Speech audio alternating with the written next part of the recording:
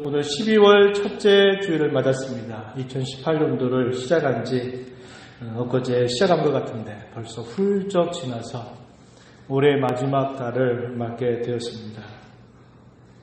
오늘도 주님 앞에 또 예배를 사모하고 은혜를 사모하며 나오신 여러분들에게 주의 크신 은혜가 함께 하기를 빕니다.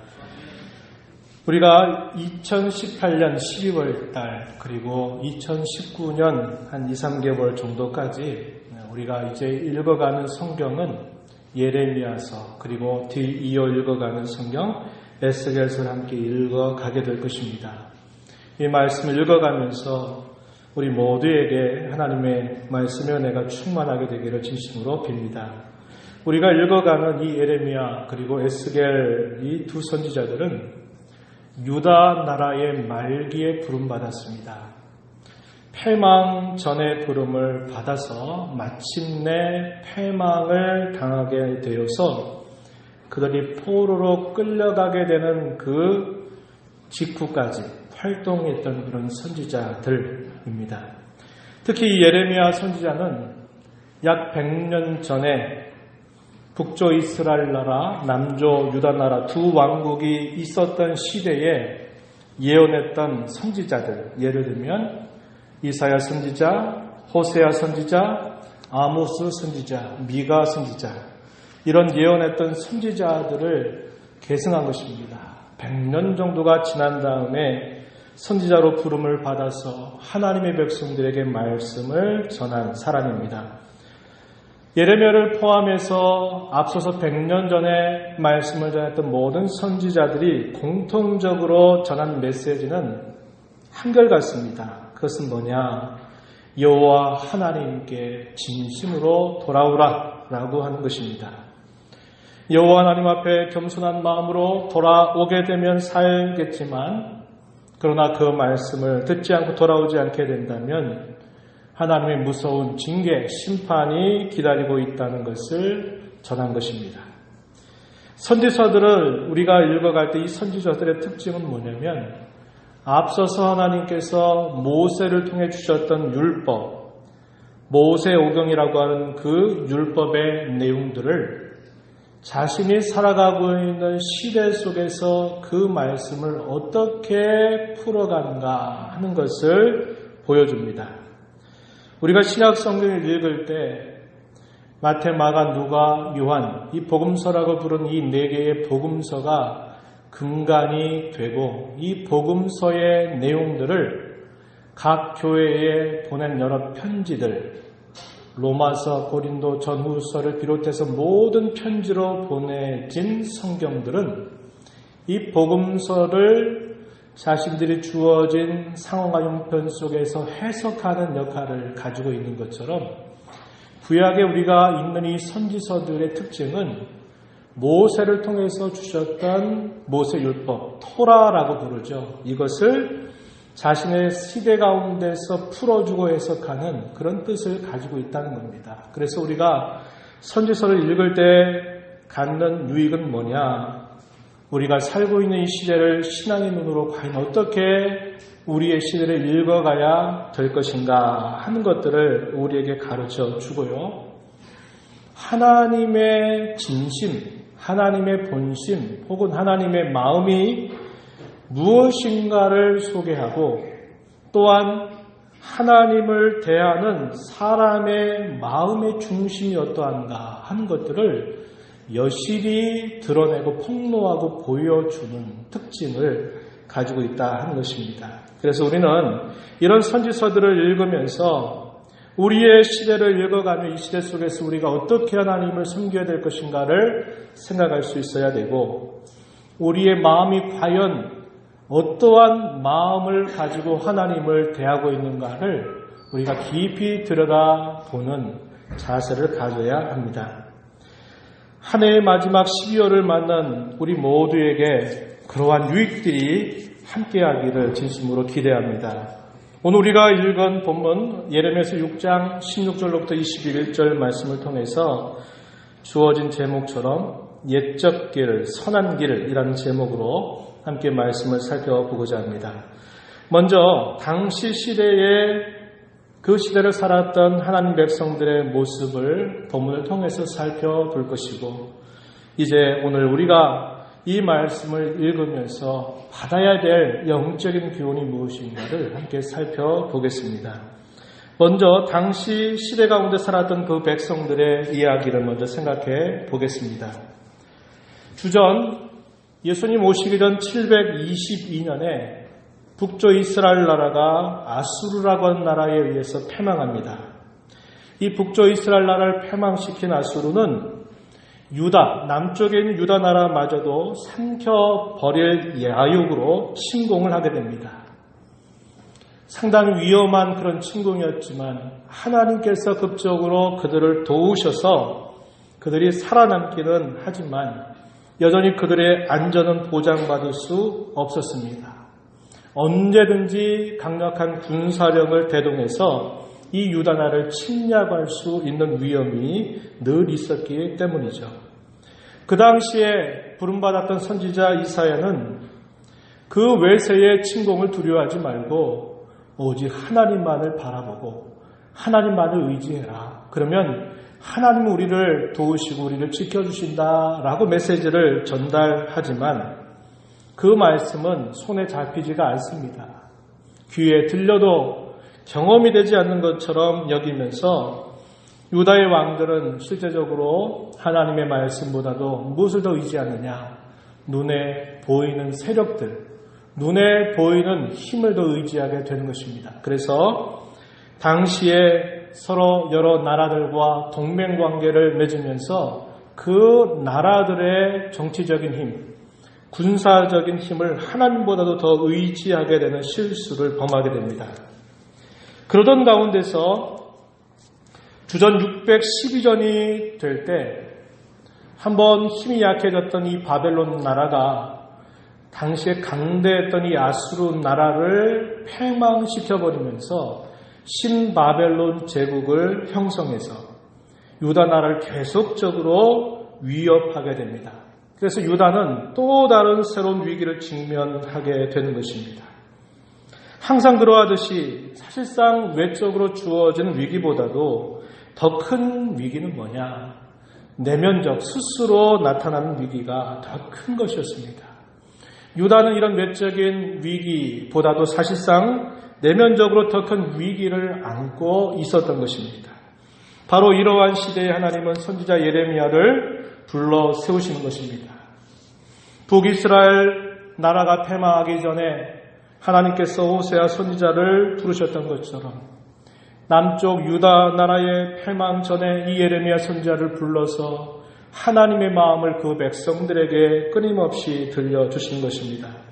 그가 부름받았던 시대는 유다의 왕 가운데 요시야 왕이 다스리던 때의 부름을 받습니다. 이 요시야 왕은 유다의 왕들 가운데서 하나님을 진실하게 섬겼던 선한 왕에 속합니다. 그가 31년을 다스리게 되는데 약 그의 통치한 반년, 한 중반 정도 지나게 될 때 이 예레미야가 하나님께로부터 부름을 받아 말씀을 전하게 됩니다. 그래서 그가 유다가 패망할 때까지 약 40여 년 넘는 세월 동안 하나님의 말씀을 백성들에게 전하게 됩니다. 그가 전하는 메시지는 강력할 수밖에 없었어요. 왜 그렇습니까? 당시에 이 유다 백성들의 마음이 그만큼 완고하고 그들의 배반하는 그 강도가 대단히 강력했기 때문이었습니다. 그가 메시지를 전한 지 약 6년 정도가 지나게 되면서 요시야 왕은 유다의 종교를 개혁하는 일에 힘을 기울이게 됩니다. 아마도 이 예레미야 역할이 컸을 것입니다. 하나님께서 그 백성들에게 말씀을 선포했던 이 예레미야의 말을 들었던 이 요시야 왕은 그가 마침내 유다의 부패한 종교를 개혁하는 일을 단행하기 시작합니다. 그러던 중에 성전에서 율법책을 발견하게 되죠. 그것으로 말미암아 이 유다 나라는 더 종교개혁에 힘을 기울이게 된 것입니다. 그럼에도 불구하고 그러한 종교개혁은 오래가지 못했습니다. 외형적인 개혁이 내면적인 개혁으로 그것이 들어가지 않는 한 그 개혁은 여전히 오래가지 못한다는 것을 우리는 알게 됩니다. 이 예레미야서는 끊임없이 개혁을 부르짖는데 그 개혁은 외형적인 개혁 이전에 마음의 개혁, 내면적인 그런 개혁을 강조하고 있다는 것입니다. 예를 들면 예레미야서 4장 4절 말씀에 보면 이런 말씀이 있어요. 유다인과 예루살렘 주민들아, 너희는 스스로 할례를 행하여 너희 마음 가죽을 베고 나 여호와께 속하라. 스스로 할례를 행하여 너희 마음 가죽을 베어내라. 이렇게 표현했습니다. 스스로 할례를 행한다. 이미 유다인들은 태어나면서부터 할례를 받고 태어나는 것이죠. 외적인 할례를 가지고 있는 것입니다. 그런데 문제는 뭐냐? 마음의 진정한 할례가 없다는 겁니다. 이게 마음의 내면적 개혁을 뜻하는 그런 말이에요. 오늘 우리가 새벽에 읽는 말씀 예레미야 9장 마지막 25절 26절 내용에서도 보면은 그 말씀을 전달합니다. 26절 마지막 절에 보면 모든 민족은 할례를 받지 못하였고 이스라엘은 마음의 할례를 받지 못하였느니라. 이렇게 말씀합니다. 이스라엘은 외형적인 할례는 받았지만 마음의 할례는 받지 못하였다. 그러므로 이방 나라도 유다 백성들도 하나님의 심판을 피할 수 없다라고 하는 메시지를 전달하고 있는 것입니다. 그래서 예레미야는 진정한 마음의 개혁을 부르짖었던 그런 선지자였다고 하는 것입니다. 사람의 마음이 어느 정도 개혁이 실제로 이루어진다 하더라도 우리 사람 마음 속에 남아있는 죄악된 본성의 부패는 언제든지 그런 개혁을 오래가지 못하게 한다는 것입니다. 그것이 늘 우리 사람이 가지고 있는 한계라는 것을 잘 보여주고 있어요. 이제 오늘 우리 본문의 말씀을 한번 귀를 기울여 보겠습니다. 오늘 본문의 내용을 보면 네 가지 정도의 내용으로 요약해 볼 수 있겠는데, 하나는 하나님의 애원이 표현되어 있습니다.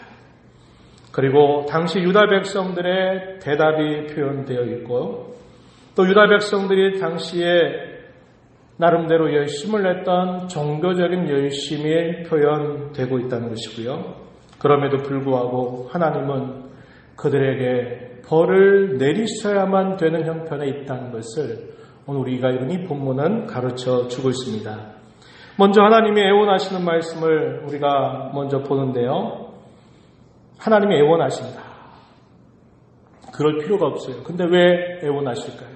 이렇게 가면 안 된다고 하는 아버지가 자녀를 향해서 품는 그런 마음을 가지고 얘들아 너희가 그렇게 하면 안 된단다라는 말씀을 전달하시는 것입니다.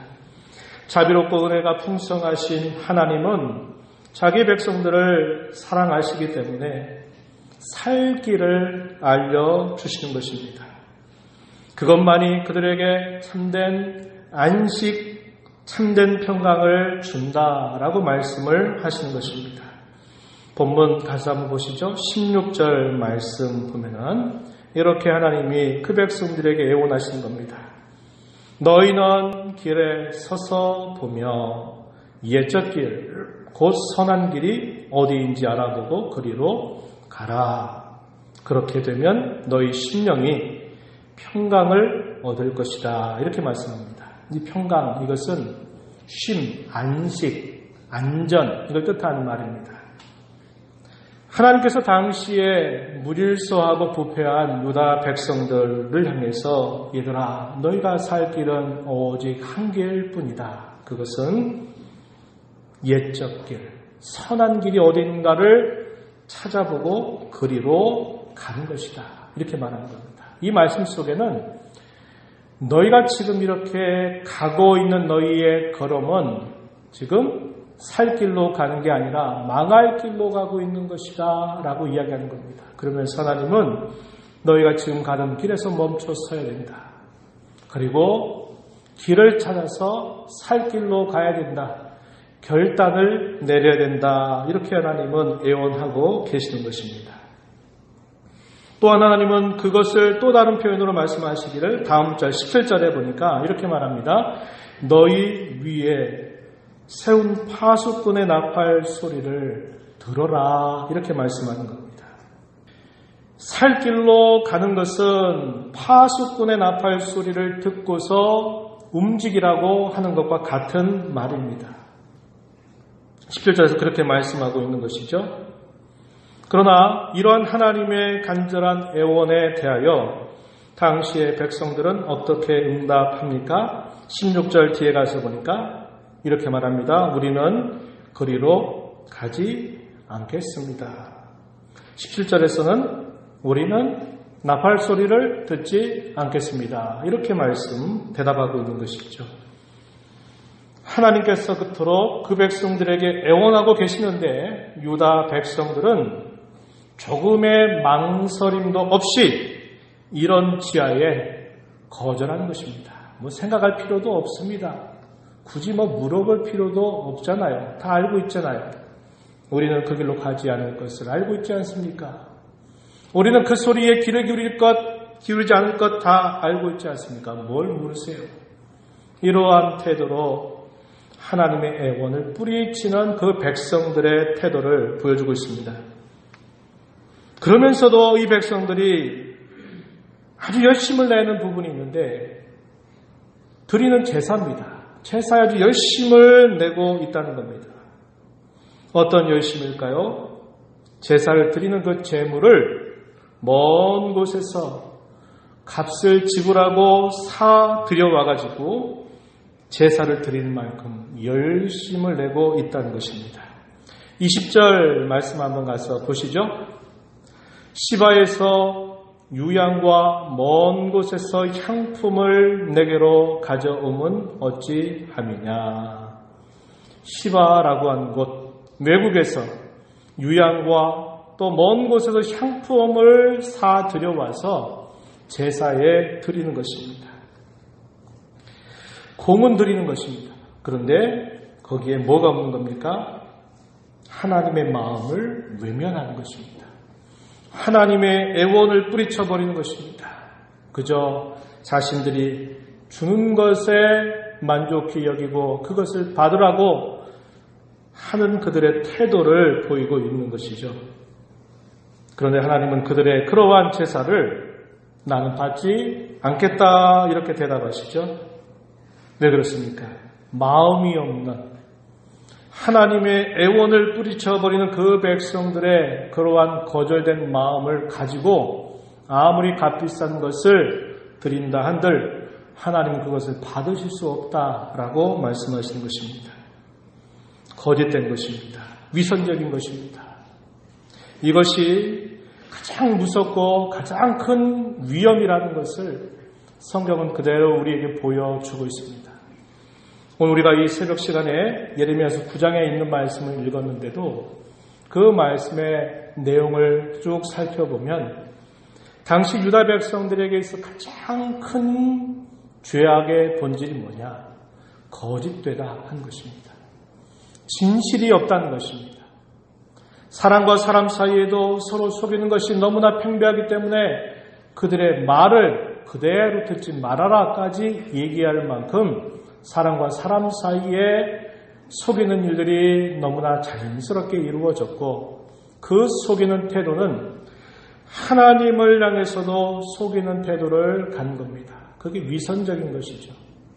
말한 것과 행동하는 것이 다르고 고백한 것과 실제로 대하는 모습이 다른 그러한 태도, 이것이 당시의 유다 백성들이 가졌던 종교적인 아주 위선의 내용이었음을 이야기해주고 있는 것입니다. 하나님이 진실하신 분이시기 때문에 그 진실함이 빠져버린다면 어떠한 예배도 어떠한 성김도 어떠한 봉사도 다 그것은 헛것이 된다는 것을 우리는 꼭 기억을 해야 한다는 겁니다. 우리의 마음이 동반되고 우리의 마음이 앞서 하나님을 향하는 그 자세가 회복될 때 하나님은 비록 우리의 성김이 모자라고 부족하고 우리의 태도가 또 여러 가지 부족함이 있다 하더라도 하나님 받으시지만 아무리 외형적인 것들을 잘한다 하더라도 우리의 마음이 거기에 동반되지 않는다면 하나님 그것을 받지 않으신다는 것을 우리는 배울 수 있는 것입니다. 이들을 향해서 하나님께서는 이제 심판을 선언하시게 되는 것이죠. 19절 가서 보면 이렇게 말합니다. 내가 이 백성에게 재앙을 내리리니 이것이 그들의 생각의 결과다. 그들이 받게 될 재앙은 결국 그들의 생각의 결과로 주어지는 것이다. 이 화를 스스로 자초한 것이다 라고 말씀하시는 겁니다. 21절에서도 또 보면 이렇게 말하죠. 여호와께서 이와 같이 말씀하시니라. 보라, 내가 이 백성 앞에 장애물을 두겠다 이렇게 말씀합니다. 이 장애물은 뭘까요? 22절 이하의 쭉 내용을 보면 바벨론이라고 하는 나라, 당시에 신바벨론 제국이 아수르 나라를 삼키고서 이제 유다 나라도 삼키려고 하는 그 바벨론 나라를 두겠다 이렇게 말씀하시면서 그들의 죄악에 대하여 하나님이 징계하시겠다 하는 말씀이 오늘 본문 속에 나타나고 있는 것입니다. 이 결과 이 백성들은 40여 년이라는 세월이 흘러가면서 마침내 갑작스럽게 이 바벨론 나라에 의해서 침공을 받았고 이 바벨론 나라에 의해서 결국 패망하게 되는 아픔을 맛보게 되었던 것입니다. 오늘 우리가 이 본문의 말씀을 읽으면서 오늘 우리가 생각하는 교훈 이제 함께 생각해 보겠습니다. 오늘 우리의 본문이 주어졌던 때로부터 우리는 2600년이라고 하는 시간이 흘렀습니다. 하나님의 본성은 변함이 없어요. 옛적에 자기 백성들을 향해서 가지셨던 하나님의 마음은 예나 지금이나 앞으로도 변함이 없으십니다. 사람의 본성 또한 변하지 않습니다. 사람의 본성도 옛날에 그러면 지금도 그렇고 앞으로도 그럴 수 있다는 것을 그대로 보여주는 것입니다. 하나님의 선하심이 변치 않는다면 우리 사람의 악함도 역시 변하지 않는다라는 것을 우리는 기억합니다. 그래서 우리가 이 본문의 말씀을 읽을 때 유다 백성 이야기 그 말씀이 아니라 오늘 우리에게 주시는 그 말씀이로구나 우리는 받게 되는 것입니다. 먼저 오늘 우리의 시대상을 한번 생각해 보죠. 오늘 우리가 읽었던 말씀 가운데서 16절 말씀을 읽었는데 이렇게 말하죠. 너희는 길에 서서 보라 이런 표현을 말씀했습니다. 여기서 길이라고 하는 말이 우리말로는 그냥 하나의 길처럼 표현되어 있지만은 실제로 그 내용을 들여다보고 실제 표현은 길들이라고 하는 표현입니다. 다시 말하면 수많은 갈래길들이 너희 앞에 놓여 있다는 거예요. 수많은 갈래길들이 너희 앞에 있는데 너희가 그 갈래길들 앞에 서서 보라 이렇게 말씀을 하고 있는 것입니다. 그런데 그 길은 실제적으로는 두 가지 길밖에 없어요. 하나는 살 길이고 또 하나는 망할 길입니다. 생명에 이르는 살 길은 오직 하나의 길뿐이고 그렇지 않은 수많은 갈래길들 그것은 결국 망할 길이라는 것을 가르쳐 줍니다. 수많은 갈래길들은 결국 우리를 속이는 길들이 될 것입니다. 우리의 종교 밖 우리가 살아가는 이 세상 속에서 수많은 갈래길들을 우리는 만나게 되는 것이죠. 그 갈래길들 어떤 것들이 있을까요? 재물이라든지 또 명예를 쫓아간다든지 오락과 재미를 쫓아간다든지 더 나아가서 쾌락과 향락을 따라 산다든지 이런 모든 것들 우리가 이 세상 속에서 만나는 수많은 갈래길들입니다. 이 길이 다르고 저 길이 다른 것처럼 보이나 그 길들의 끝에서 기다리는 것은 곧 망할 길이라고 하는 것입니다. 요한 1서에서는 그렇게 말하죠. 육신의 정욕, 안목의 정욕, 이생의 자랑 이것이 이 세상이 우리에게 보여주는 수많은 유혹들이다라는 것으로 우리에게 정리해주고 있는 것입니다. 우리가 흩어진 교회로 6일 동안의 삶을 살아가면서 우리는 이런 수많은 갈래길들을 만나게 되는 것입니다. 그 갈래길들 앞에서 이곳에서 배회하다가 또 저곳에서 배회하다가 방황하다 하다 보면 우리의 가는 걸음은 살 길로부터 멀어지게 되는 것을 우리는 경험하게 되는 것이죠. 그뿐입니까? 또 우리가 소위 종교 안에서도 참 많은 갈래길들이 있다는 것을 우리는 기억해야 한다는 겁니다. 그 갈래길들이 뭘까요? 온갖 위선적인 종교 행위들입니다. 하나님 앞에 예배 자리에 함께 하고 있는데, 하나님께 기도를 드리고 있는데, 하나님께 찬송을 올리고 있는데, 또 하나님의 교회에서 무엇인가 맡겨진 일들을 봉사하고 감당하고 있는데, 거기에도 우리에게 망할 길로 가게 하는 그런 갈래길들이 많이 있다고 하는 것입니다. 그래서 어느 누구도 사실상 이러한 갈래길들을 피해갈 수 없을 정도라고 말할 수 있을 만큼 우리에게 놓여져 있는, 우리가 살고 있는 이 시대 가운데서 우리의 종교 안에서도 그런 위험들이 도사리고 있고, 우리의 종교 밖에 우리가 살아가는 이 세상 속에서도 역시 수많은 그런 갈림길들 앞에 우리가 서 있다는 것을 우리는 기억해야 한다는 것입니다.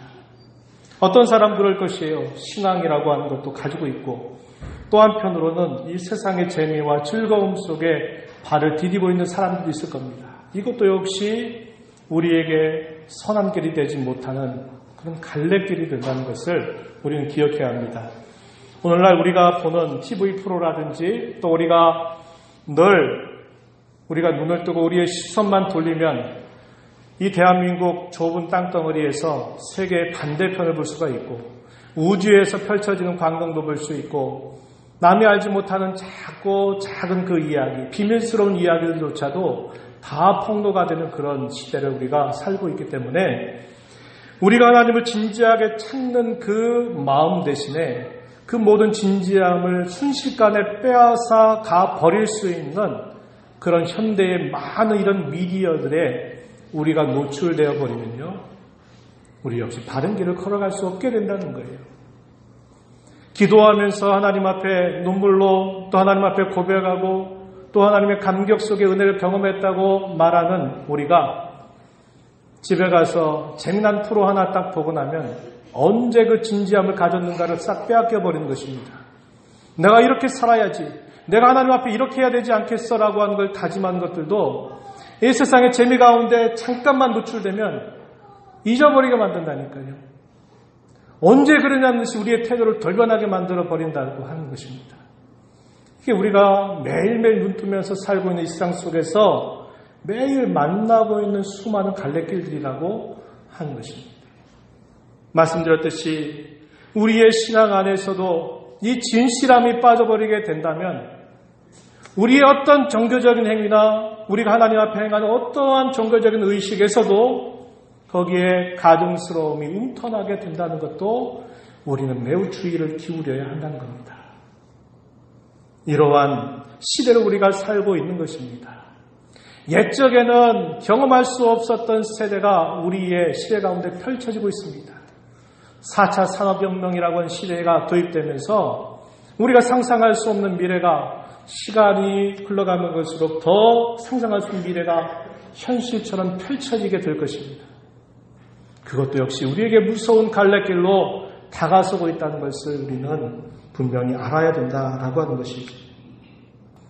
우리가 살고 있는 시대 가운데서 옛적 길 선한 길이 과연 무엇이겠습니까? 이 길은 성경의 여러 표현들을 보면 좁은 길이라고 표현되기도 했습니다. 산상수훈 마태복음 7장 13절과 14절에 보면 좁은 길로 걸어가라, 주님 그렇게 말씀을 하셨어요. 그런데 이 길이 겉으로 볼 때는 좁아 보입니다. 왜? 살 길이 오직 하나니까.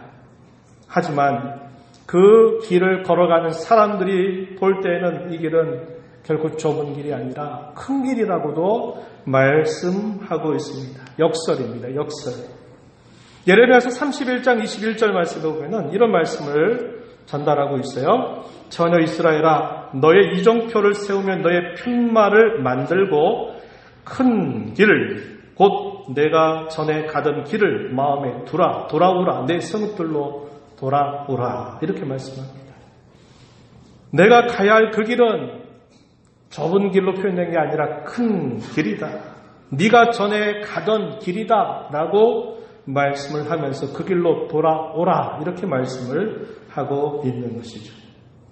이사야서 35장에서도 보면 그 말씀을 하죠.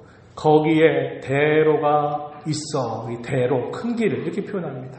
역설이에요, 역설. 믿지 않는 사람들이 살 길로 가는 저와 여러분을 볼 때는 아이고 저렇게 재미없는 길, 좁은 길 가나 이렇게 여겨질지 모르지만, 그러나 이 길을 진심으로 걸어가는 사람에게는 결코 이 길은 좁은 길이 아니라 큰 길이라고 말씀하고 있다는 거예요. 이 길은 새 하늘과 새 땅으로 연결된 시온의 대로이기도 합니다. 요한계시록 21장에 보게 되면 내가 새 하늘과 새 땅을 본다 그랬습니다. 이 길로 가면 그 길 끝에서 우리가 만나는 광경은 뭐냐? 새 하늘과 새 땅이 펼쳐지는 그런 광경이 목도된다라는 것입니다. 그 길은 시온을 향해서 뻗어있는 큰 길이라고도 말하고 있는 것이죠. 시편 84편 5절에 보면 시온의 대로가 그 마음에 있는 자 참 복되다 이런 말씀을 하고 있는 것입니다. 이사야 선지자는 그에게 하나님이 보여주신 비전을 노래합니다. 그의 비전이 이사야서 48장 6절 7절에 보면 내가 들었으니 이 모든 것을 보라. 너희가 선전하지 아니하겠느냐? 이제부터 내가 새 일을 곧 네가 알지 못하던 은비한 일을 내게 듣게 하노니 이 일들은 지금 창조된 것이요 옛것이 아니라 오늘 이전에는 내가 듣지 못하였으니 이는 네가 말하기를 내가 이미 알았노라 하지 못하게 하려 합니다. 하나님은 선지자 이사야에게 유다 백성들의 징계 넘어서 하나님께서 그 백성들에게 장차 행하실 새롭고 놀라운 일을 비전으로 바라보면서 이야기합니다. 옛적 길, 선한 길은 바로 이러한 길임을 우리에게 가르쳐 주고 있는 것입니다. 말씀을 맺습니다. 그리스도만이 우리를 수많은 갈래길들 앞에서 우리를 바른 길로 인도해 주십니다. 수많은 갈래길들 앞에 서 있는 우리네 인생들, 한 길인 생명의 길을 스스로 갈 수 없는 사람들입니다. 저와 여러분 또한 마찬가지죠. 그것은 오직 은혜로 갈 수 있는 길입니다. 주님의 인도로만 갈 수 있는 길입니다. 저와 여러분 그 길에 서게 된 것입니다. 이것은 전적으로 하나님의 은혜임을 잊지 말아야 합니다. 세상 가운데 살면서 수많은 유혹들, 수많은 속임수들에 빠져들지 마십시다. 생명처럼 보이지만 결국은 사망의 문턱으로 끌고 갈 것입니다. 거의 죽은 듯한 자리에서 그 끝에 다다라서 극적으로 건진받는 삶, 이것이 과연 드라마틱한 삶일까요? 하나님 우리를 사랑하시는 그분의 사랑은 변함이 없을 것이기에 우리를 끝까지 인도하실 것입니다. 그러나 우리가 이 옛적 길, 선한 길이 무엇인가를 찾아서 가지 않는다면 죽음의 그 문턱까지 다다르게 돼서 극적으로 건진받게 될지 모른다는 겁니다. 그러한 삶을 드라마틱하다, 멋지다, 훌륭하다 이렇게 말할 수 있을까요? 저와 여러분 그러한 삶을 살아가면 안 됩니다. 허송세월 보내다가 죽음 직전에 그저 주님 고백하고 영원한 날에 가면 된다. 이게 드라마틱한 삶일까요? 안타까운 삶이죠. 안타까운 삶이죠. 우리는 매일매일 수많은 갈래길 앞에 서 있으면서 그런 유혹들을 잘 분별하고 우리에게 주신 이 생명의 길을 걸어가야 된다고 하는 것입니다. 그러기 위해서 성경은 말합니다. 주께서 우리에게 주시는 말씀의 귀를 기울이라고 이야기합니다. 그리고 그 말씀에 반응하라고 이야기합니다. 그 하나님의 말씀을 듣고 반응하는 일은 결코 어려운 일이 아니에요. 그것은 쉽다고 우리에게 가르쳐 줍니다. 내 힘과 내 힘으로 하려면 불가능한 일이고 어려운 일이지만 주님을 사랑하는, 그분이 저와 여러분을 사랑하신 그분의 사랑을 기억한다면, 주님을 의지한다면, 그분의 도움에 온전히 우리를 맡긴다면 그 길은 결코 어려운 길이 아니라 쉬운 길이라고 성경이 우리에게 가르쳐줍니다. 신명기 30장 11절에 오늘 내가 너희에게 명령한 이 명령은 너에게 어려운 것이 아니고 먼 것이 아니다. 14절에 보면 오직 그 말씀이 내게 매우 가까워서 내 입에 있으며 내 마음에 있은즉 내가 이를 행할 수 있다. 이렇게 말합니다. 중요한 조건. 내 입에 말씀이 있고 내 마음에 하나님의 말씀이 있다면, 이거 다르게 말하면 하나님을 사랑하는 마음, 그분의 마음을 품는 것, 그분의 사랑을 마음에 간직하는 것, 이것이 있다면 그분의 말씀을 듣고 행하는 것은 결코 어려운 게 아니다라고 가르쳐 주고 있는 것입니다. 저와 여러분, 이러한 귀한 구원의 은혜를 받은 자로서 우리의 남은 생애 동안 주님을 더 잘 섬길 기회로 삼아서 남은 생애 주 앞에 살아가는 모두가 되기를 축복합니다. 하나님 아버지 감사합니다. 오늘도 저에게 주신 말씀을 통하여 오늘 저희가 살아가는 이 세상 가운데서 수많은 갈래길들을 만나고, 심지어는 우리가 늘 하나님을 예배하고 섬기고 봉사하는 이 신앙세계 안에서도 많은 갈래길들이 우리 앞에 있음을 잘 살펴보게 하시옵소서. 진실한 마음과 하나님을 사랑하는 마음, 주께서 하시는 말씀을 가슴으로 받고 그 말씀에 반응할 줄 아는 그러한 우리의 신앙 잘 회복하고 잘 다져서 하나님을 더 기쁘게 섬겨가는 우리 모든 성도 교회가 되게 해 주옵소서. 예수님 이름으로 기도하옵나이다. 아멘.